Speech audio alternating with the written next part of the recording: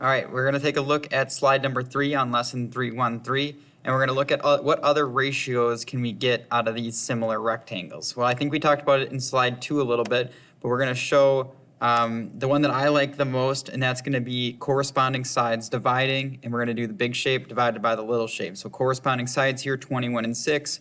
Big shape divided by little, that's 21 divided by 6. And that gives me an answer of 3.5. Oops, I'm going to put an equal sign in there. And then if I'm going to stick with that same pattern, I'm going to do the other corresponding side, which would be 7 divided by 2. And that again gives me 3.5. And since they are showing me that they have the same zoom factor, I know these shapes again are confirmed similar. The other one we could do, one more we could do, would be to stay inside the shape. Instead of going, corresponding sides, stay inside the shape, and let's do big side divided by small side inside the shape. And so that would give me 6 divided by 2, which equals 3.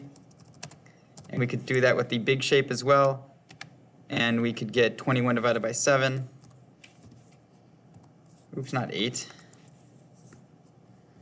21 divided by 7. Which equals 3 as well, again showing me that they have common ratios to say that they're equal to one another.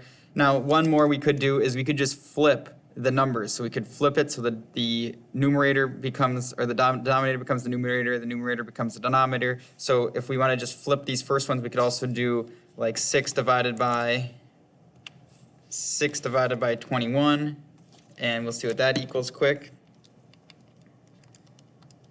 That is 0.28, let's say 0.29. And if we wanted to flip the other one, that would make it 2 divided by 7. And we'll check the calculator for what that gives me as well.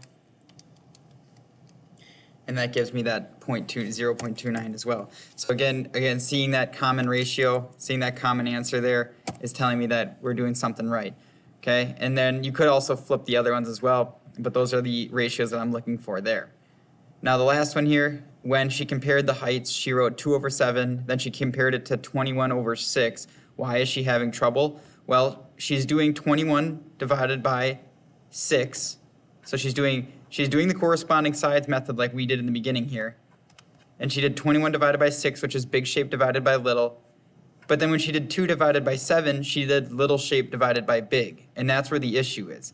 You cannot switch up. If you're going to do big shape divided by little and do corresponding sides, you got to stay consistent. And so if she uses 21 divided by 6, she has to use 7 divided by 2 to stay consistent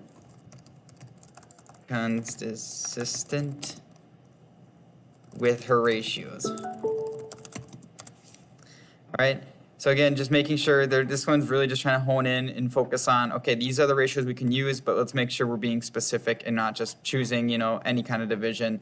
Make sure we're choosing it the right way.